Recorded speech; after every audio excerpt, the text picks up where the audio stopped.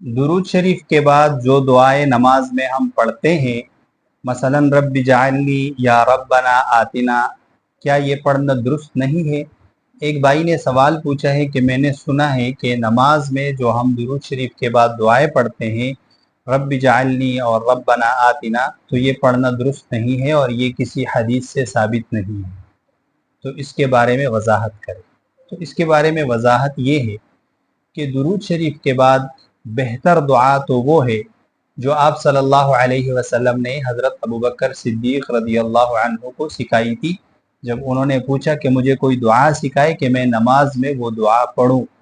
تو آپ صلی اللہ علیہ وسلم نے حضرت ابوبکر صدیق رضی اللہ عنہ کو یہ دعا سکھائی: اللہم انی ظلمت نفسی ظلما کثیرا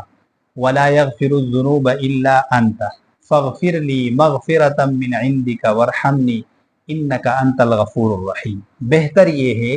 کہ نماز میں درود شریف کے بعد آپ یہ دعا پڑھ لیں،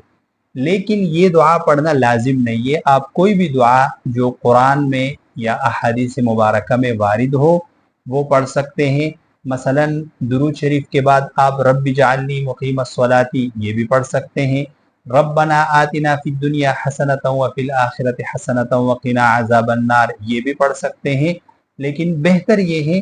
کہ جو دعا آپ صلی اللہ علیہ وسلم نے حضرت ابوبکر صدیق رضی اللہ عنہ کو سکھائی تھی، ہمارے ہاں بھی بہتر یہ ہے کہ آپ یہ دعا پڑھیں۔ لیکن عوام کی آسانی کے لیے اگر یہ دعا ان کو یاد نہیں ہے تو درود شریف کے بعد کوئی بھی دعا جو قرآن میں یا حدیث میں وارد ہو وہ پڑھ سکتے ہیں۔